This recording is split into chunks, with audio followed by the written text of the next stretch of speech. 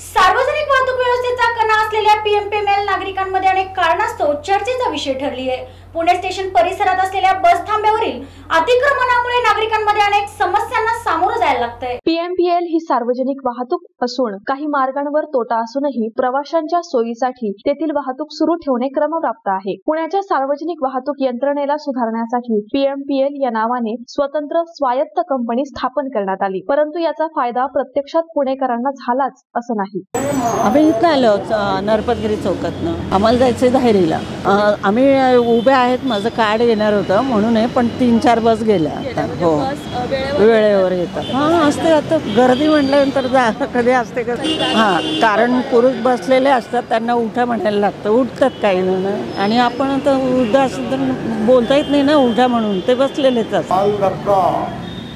RTO engineering college Sanchiti मार्गे पुणे शिवाजीनगर मार्गे।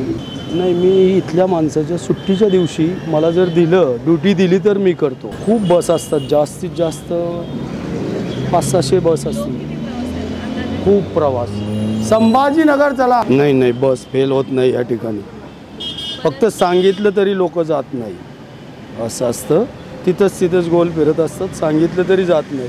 कधी ये एक तर गावाहून आलेले असतात, त्याच्यासाठी त्यांना ठेवलेलं म्हणजे आम्हाला बसून द्यायला, पण त्यांना सांगितलं तरी नाही समजल्यासारखं करतात आणि तिथंच थांबतात। परत तेच विचारतात। निगडी, चिंचवड, हिंजवडी, कोथरूड डेपो आहेच, पण लोक काही बिना कामाची बी थांबलेले असतात, म्हणजे मुद्दामून विचारतात, असं पण करतात लोक काही जास्त करून। महानगरपालिका बरेच वेळा बसनीच प्रवास करते, प्रवास बसनीच असतो, जायचं असतं पुणे स्टेशन ते धायरी।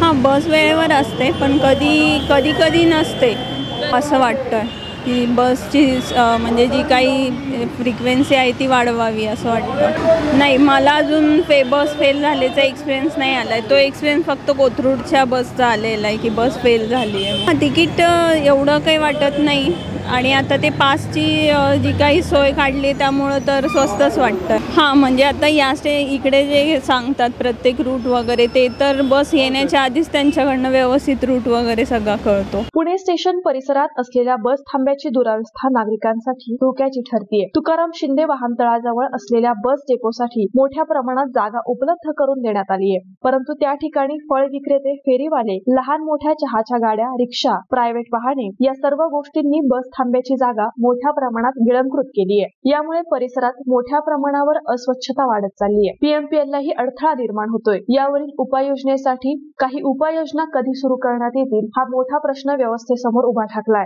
बस खरेदीची प्रक्रिया असो वा मार्गांच्या सुसूत्रीकरणाची प्रक्रिया, ती जलद गतीने पूर्ण करण्यासाठी धडाडीने निर्णय घेणारे प्रशासन आवश्यक ठरते। त्यासाठी प्रशासकीय इच्छाशक्तीची गरज असताना पीएमपीए मध्ये त्याचीच वणवा दिसते। प्रशासकीय तडफ पीएमपीए मध्ये आली तरच पीएमपीएचा कारभार सुधारू शकेल आणि पुणेकरांच्या वाढलेल्या अपेक्षा पूर्ण होऊ शकतील।